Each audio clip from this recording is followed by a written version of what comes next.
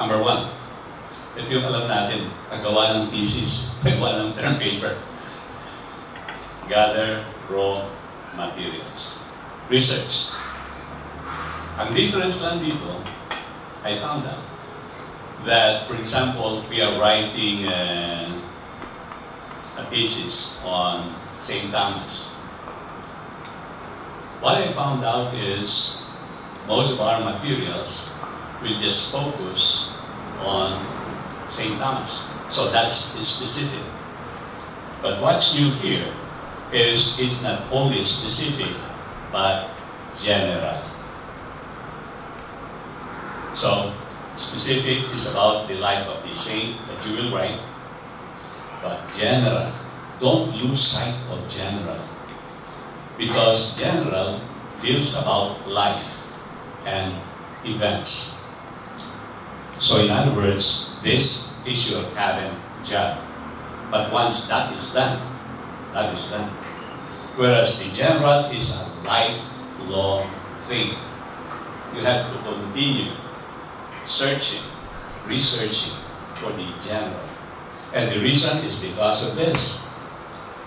What you're writing is just a part of the whole. And so most of the time, when you focus on the specific, you forget the general. And this is where the Summa of St. Thomas comes in. Because in the Summa, it's not just the part. The job of a wise man is to know how to order things. Don't be a specialist. Be a generalist. So, in my book, St. Dominic, a Saint for Impossible Causes, it's not just about the life of St. Dominic, but a general statement about the whole of life. All of us are busy right now. We don't have time to sit still, listen, and reflect. And so what I did was, during his stay in Osma, okay, so it's about contemplation. Because if we do not contemplate, everything around us is just muddy water. And so here's the general state I'm talking about. Like just a specific but general. What is man but muddy water? A man must find time to wash himself of illusions, because most of the time we're in the middle of illusion. Without silence, solitude, and reflection, man is perpetually mired in mud, groping in darkness. But when we stand still, our souls awake in contemplation, that mud becomes clear as water, and we see a reflection of our purest selves. That's why you need not just the specific, but the general about life. 2. Digest materials. So the first one is pure research. So which means it is a mess. It is a mess. And so this time, what you do is try to digest and organize it.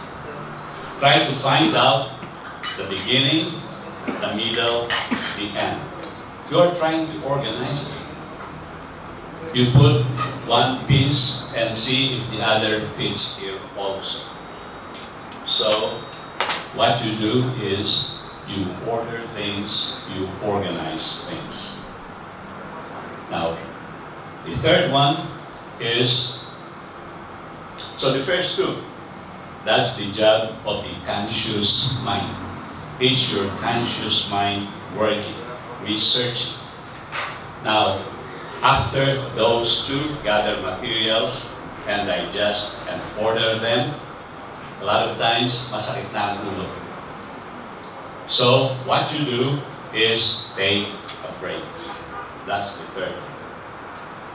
Forget your materials. And so, this is what Sherlock Holmes, is what he does.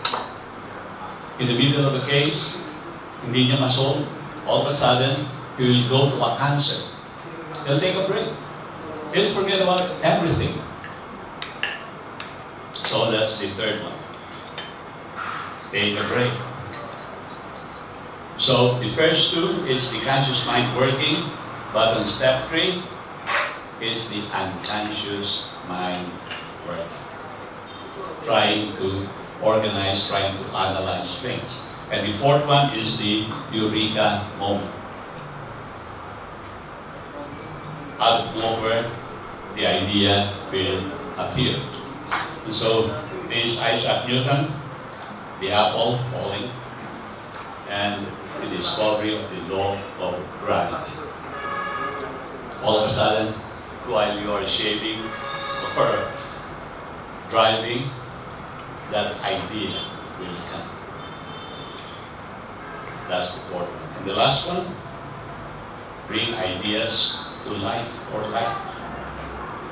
Bring it out in the open. So, after the cold gray of dawn, the following morning, eto na, you have to subject that to criticism. That excited ka, then all of a sudden, ito na yung mga bumabaril, you know? But those are the 5 stages. And you can go back again and again so that you will never run out of ideas. Part 2. There's only one thing I learned in college, UST, and that's the importance of asking the right questions. From Father Antonio Gonzalez. Because if you ask the right questions, you get the right answers. If you ask the wrong questions, you get the wrong answers. And the key thing here is that 50% of the answer is already in the question. If the question is framed right. Nandun na. So, all my writings is guided by that one principle. Are you asking the right question? Do you separate what is essential from the non-essential? Or are you barking at the wrong tree? This is what I found out. There's a ladder of questions. It's like a pyramid. Bottom, middle, top. Bottom is, what is your name? Where do you live? What's your father's name? Basic. Middle, what is the meaning or purpose of life? And all of a sudden, it's a different level of question. And then on top, I found that those who ask the questions on top are our world leaders. Because they ask the most important questions. Questions like John F. Kennedy. Ask not what your country can do for you, but ask what you can do for your country. Martin Luther King. I have a dream of equality and freedom. Mother Teresa. We're always working for number 1. What about if we work for the poorest of the poor? And of course, Jesus Christ. Seek not. Seek first the kingdom of heaven, and everything will be given to you in return. Greater love than this, no man hath, but to lay down his life for his friends. So, you will notice that those who are world leaders, they became world leaders because of the type of questions they ask. So, it's very important that when you write the Milligan biography, ask the most fundamental questions. Part 3. In the history of the world, only 4 entities launched rockets into orbit and successfully brought it back. The 3 superpowers, the US, Russia, China. And then all of a sudden, there is a lone individual was able to do all that because it's pretty expensive and also mind-boggling, to put somebody on the moon, right? And so part 3 is, how is that possible? Power of first principles. An ordinary missile would cost 65 million, but Elon Musk was able to bring it down to 6 million. So what did he do? For the last 3 years, he has been going back and forth to Russia to buy, the old missile, because common sense tells you that's the most practical one. But it was a failure. So what he did was just rely on his alone individual through the use of first principles. According to Aristotle, the first basis from which a thing is known, that's the first principle. So reality is like an onion. You have to peel each layer. And when you can no longer peel it, that's the last one, that's the first principle. And so what he did was this. Okay, it's so expensive. Why don't I break down the components of a missile? And so the components are aluminum, titanium, copper, carbon fiber. You know what happened? He discovered that if he buys that in the commodity market, it's just 2% of the cost, with a savings of 98%. That's why he was able to do it. Power of first principles. So right now, I'm doing the novel about St. Dominic. Nobody has written a novel the last 800 years. And it's so difficult. So I'm using first principles into developing that novel of St. Dominic. I'm going to get a blockbuster movie, analyze it, and then use the power of abstraction to transfer what I learned from the blockbuster movie into this novel, the power of first principles.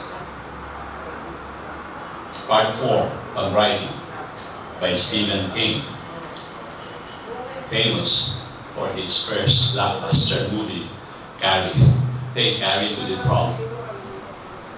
At first, when I read all of the books I could read about writing, I said, this guy's no good. Why? Because he's just a writer of horror stories. What can I learn from this guy? But after reading book after book after book, I noticed that he's on top. And the reason being, he is a great Dominican writer. I found that. He's a Dominican, but he is a great Dominican writer in the sense that St. Dominic put study and research first. He reads 70 to 80 books a year. And he says, reading is the creative center of a writer's life. If you don't have time to read, you don't have time to write. Simple as that. That's why Google, right? Type free PDF on writing by Stephen King, and it's free. You'll have it there. Okay? So, read that. Write in the morning, read at night. Write in the morning, read at night. Good writing consists of mastering the fundamentals. So this is what I said before. Number one is vocabulary. Number two is grammar. And number three is elements of style and writing. Ito yun, no? William is Frank Jr. and F.B. White. That's a classic in elements of writing. And this is what we missed when we were still in the seminary. We know how to do research, we know how to write in prose, but in poetry, we don't. Now, Google this. Return to Tipasa by Albert Camus. For me, this is the greatest piece of writing. Return to Tipasa. I'm going to give you this piece.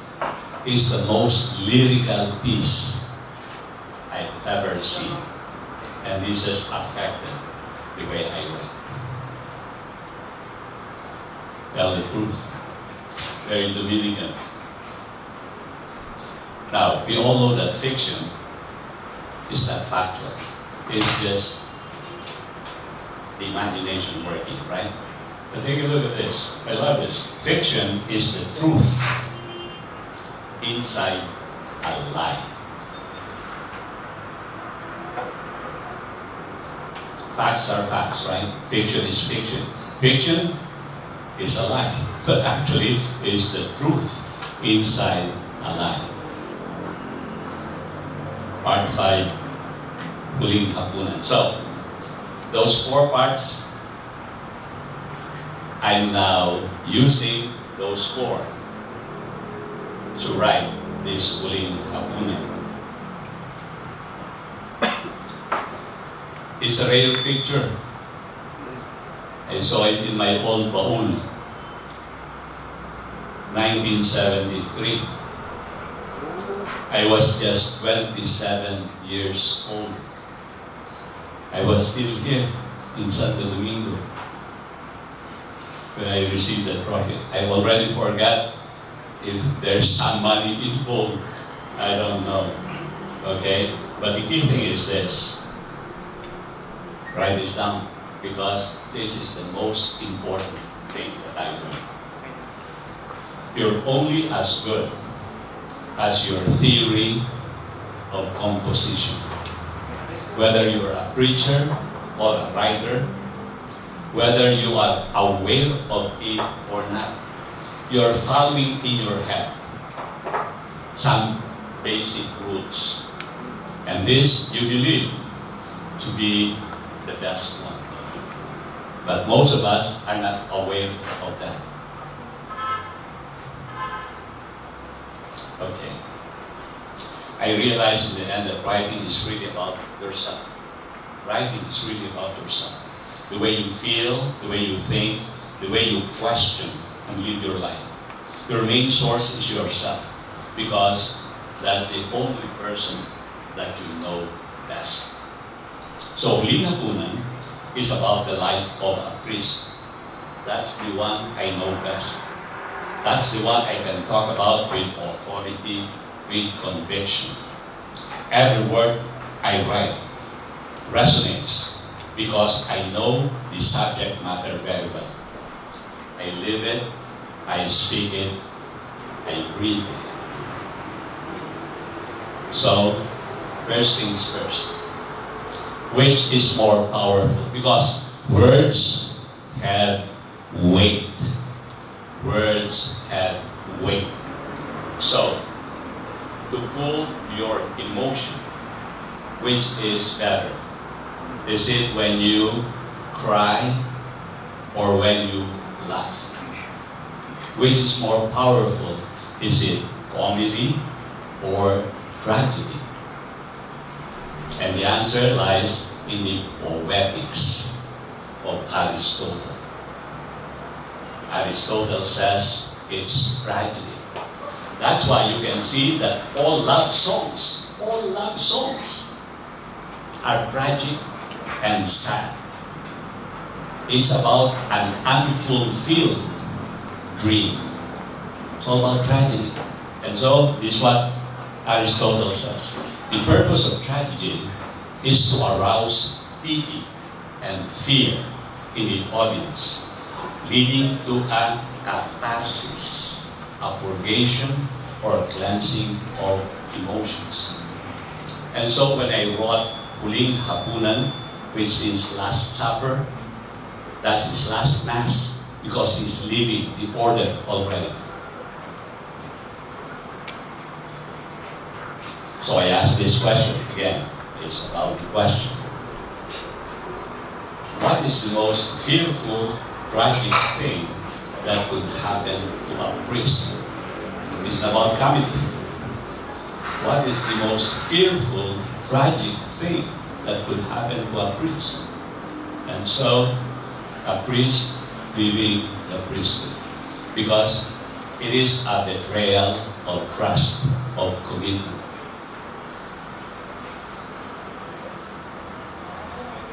For a charged, electrifying homily focused on the situation. 80% of your story is already in the situation you created. And so, a storyline is made up of different moments. Choose that one moment in time that is electrifying and charged. Forget about the past and the future. Just concentrate on that bubble. And inside that bubble, because 50% is there already, and the other 50% is just filling up the blanks. And so, what I did is, I look at the lifeline story of a priest, and I chose that tragic moment when he is about to leave the priesthood. That's why it is his last meal, his last Mass. Huling Hapunan. So, what I'm saying is, with your homily, with your sermon, because a lot of times, scattered yan, sabog yan. Just choose on that one moment. Di ba? May mga pelikula that happens the next 24 hours. Kaya chance na chance yun. That's what I'm saying. And so, here is Huling Hapunan.